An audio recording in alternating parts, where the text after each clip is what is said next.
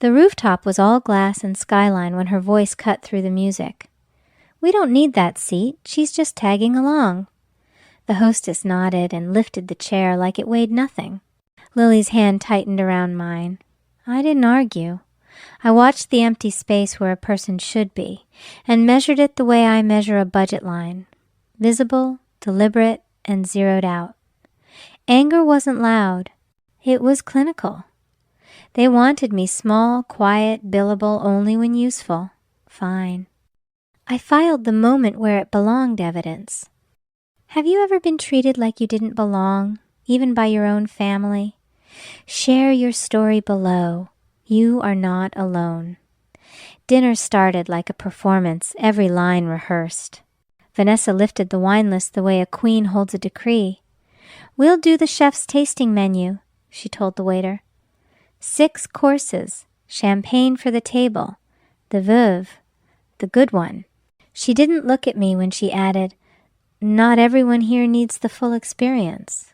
The words slid across the table like glass shards.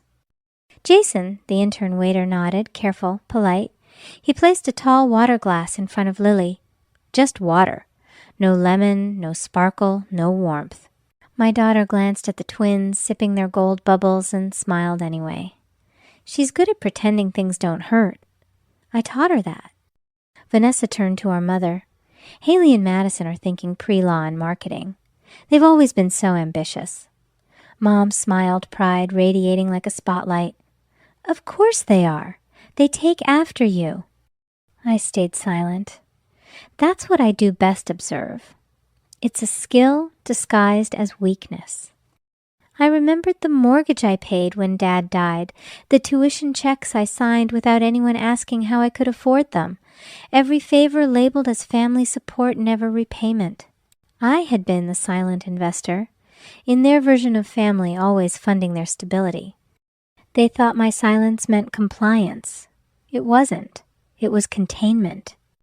Anger has a way of burning clean when you've trained it. I learned early that reaction gives them proof. Stillness gives you control.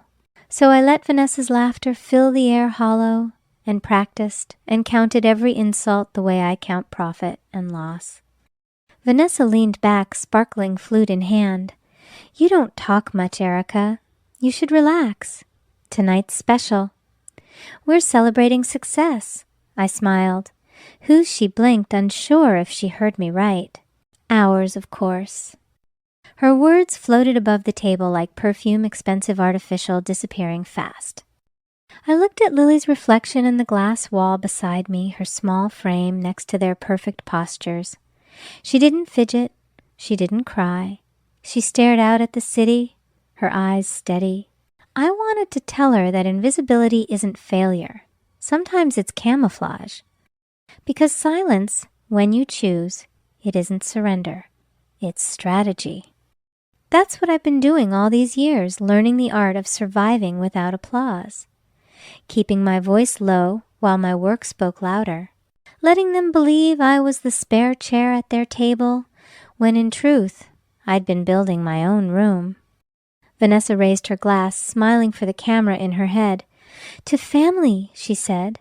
"To performance," I whispered. She didn't hear me, but Lily did. She reached under the table and squeezed my hand once, quick and sure. This time, I didn't let go.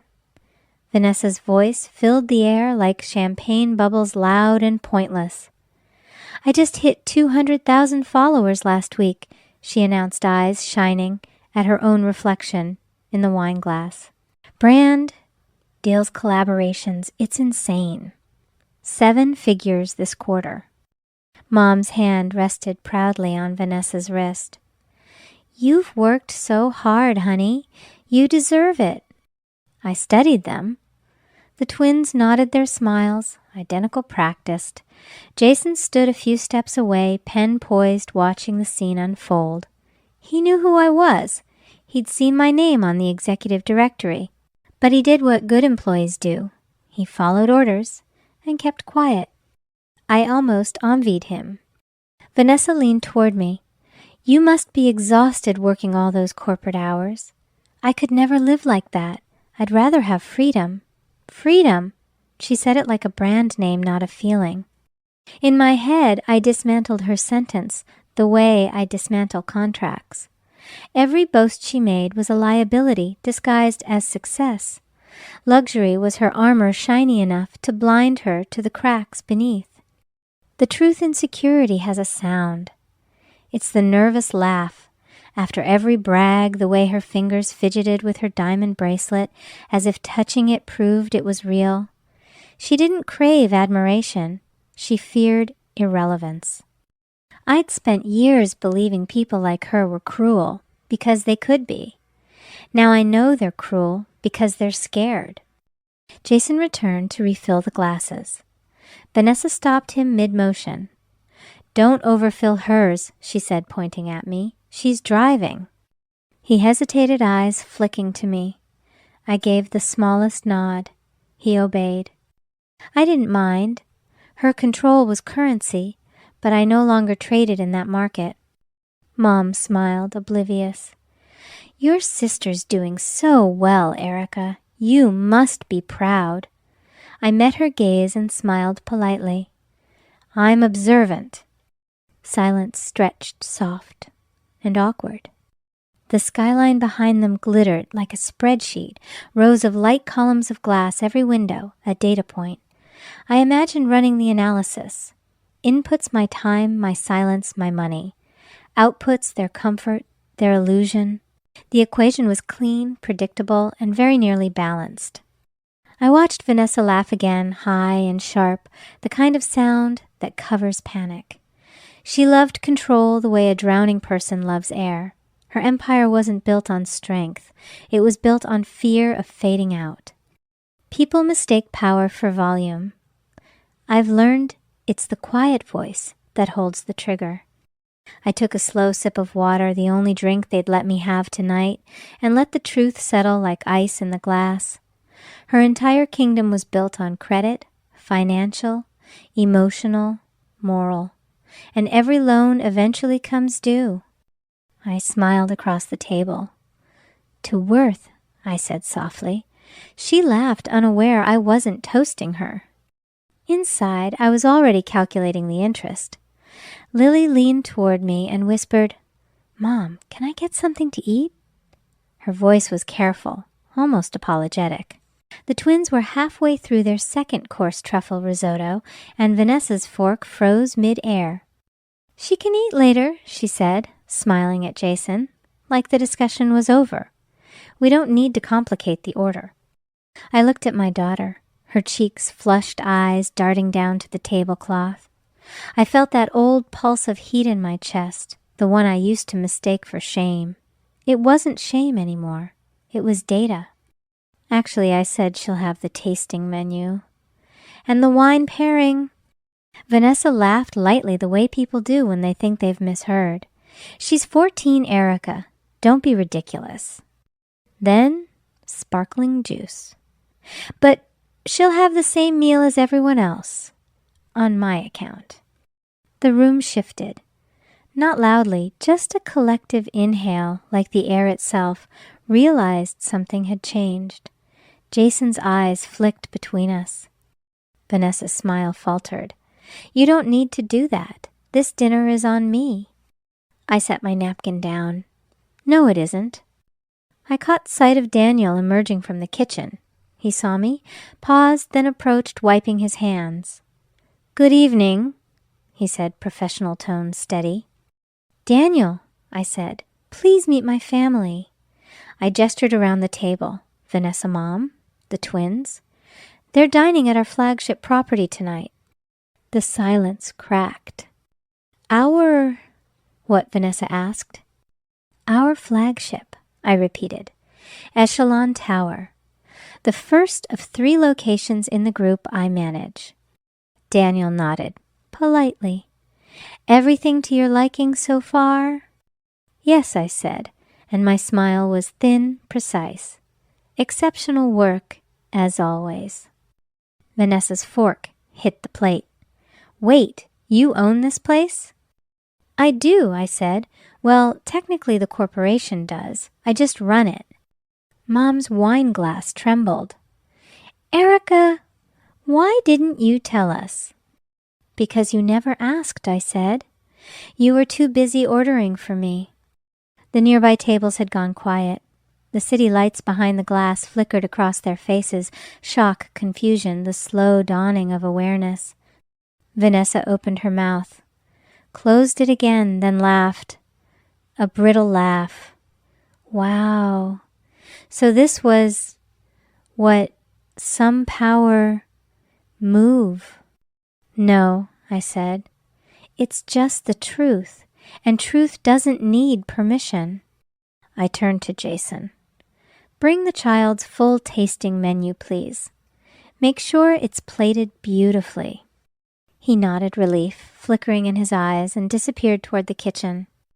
The twins stared at me like they were seeing a ghost. Lily looked stunned, then proud, then something softer, safe. I leaned back, folded my hands, and met Vanessa's stare head-on. For the first time all evening she was silent. And silence, when it finally arrives on the right side of power, sounds a lot like music. The next half hour felt like watching a tower collapse in slow motion. Vanessa's laugh turned brittle, her words suddenly too bright, too fast. Of course I knew Mom. I just didn't realize how involved Erica still was. Jason returned with the check presented on a silver tray, setting it by Vanessa's hand. She slid out her platinum card with the kind of confidence you only have when you believe the world owes you applause. I knew before she did. The way Jason hesitated, the flicker across his face, it was the moment right before a screen goes dark. He returned a minute later, voice low, almost kind. I'm sorry, ma'am. The payment didn't go through. The air froze? What Vanessa's laugh cracked. That's impossible. Try it again. He nodded. Did returned once more softer this time. It's been declined. The room once buzzing went still. I could feel the weight of every gaze pretending not to watch. Vanessa's voice rose a half step. There's plenty of credit on that card. It's a mistake. It's fine, I said, tone even. No need to make a scene. The company comped the meal for internal guests. She looked at me, confusion flickering into anger. You? What? I turned slightly toward Jason. Would you please finalize the paperwork for the new Echelon Scholarship Fund under the Collins family name? Beneficiary Lily Daniels. He nodded once and walked away, efficient, invisible again. Vanessa's jaw tightened. You can't just... I can, I said, still calm. It's company policy to honor contributions made by family members. Don't worry, the press release will sound flattering. Her mother's hand touched her arm. Erica, this isn't necessary. It's overdue. Vanessa's mouth opened closed. Her daughters looked at her like they were seeing a stranger, someone they'd been following without question. This dinner, I said, was meant to celebrate success. Now it will, just not the kind you expected. She whispered, You're humiliating me. No, I said quietly. I'm removing the costume.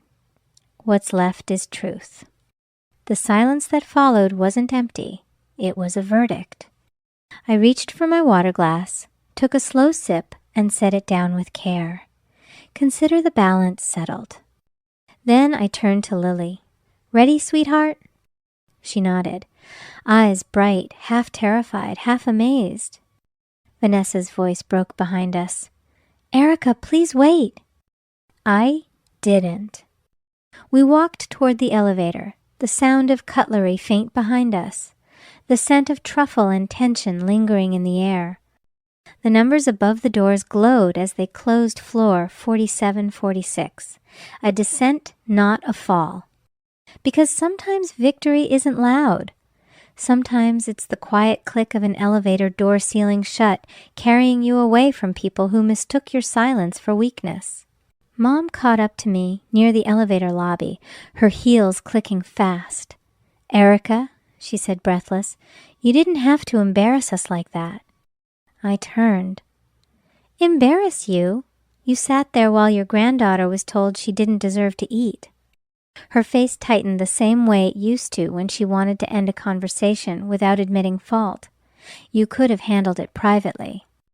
"That's what you always say," I told her. "Keep it quiet, keep it polite, pretend it doesn't hurt." Behind her, the doors to the dining room stayed open just long enough for me to see Vanessa still at the table, staring down at the declined card, the twins silent beside her. "Do you have any idea how this looks?" Mom whispered. "Yes," I said, honest. For a moment she said nothing. Then softly, "You've changed." "No," I said. I finally stopped shrinking. When I walked back into the dining room, the crowd had thinned. Jason was clearing plates. Lily's meal waited untouched beside a place setting that gleamed under the pendant light. The same chair they'd removed at the start of the evening was back polished centered. I guided her toward it. "Sit," I told her. She hesitated. "But, Mom—" "Sit," I repeated quieter. "This is your place." Jason smiled as he placed the first plate in front of her. "Chef sent his compliments," he said. The applause started softly, just a few diners at nearby tables, then more. Not loud, just steady, respectful. Mom stood by the door frozen. Vanessa finally rose, face pale, trembling. "You ruined me," she said. I met her eyes. "No, Vanessa. I ended the illusion." She opened her mouth, but nothing came out. I turned to Lily, who was already cutting into her steak cheeks, flushed eyes bright. I felt something unclench in me, the kind of release you don't notice until it's gone. For years they'd told me silence was weakness, that to belong I had to make myself small. But tonight the room was quiet because I made it so. Power doesn't always roar. Sometimes it just reclaims a chair. Lily looked up and smiled. "It's really good," she said. I smiled back. "I know." The rest of the night passed in soft hums. The city, the jazz, the quiet sound of people realizing they'd just witnessed something end and begin at the same time. It wasn't vengeance. It was a closing statement, a recalibration. And when the final plate was cleared, the only thing left between us was the truth clean, cold, and deserved. Later that night, the city hummed beneath the windows of my office. The lights of Echelon Tower reflected across the glass. My glass now. My name on the corner suite door. The skyline looked different when you'd earned the view. Lily sat across from me, her shoes kicked off, legs tucked under her on the couch. She was finishing the dessert Chef Daniel had sent up the same molten chocolate she'd been denied hours ago. "Mom," she said quietly, "were you scared?"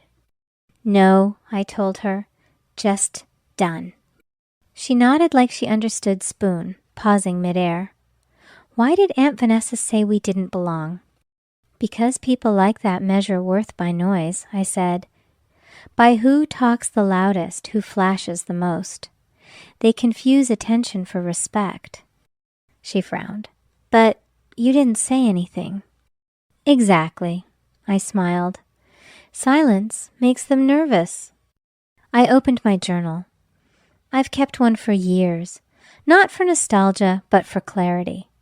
I began to write, not for her, not for them, for anyone who's ever been told they're too quiet, too plain, too extra, or not enough.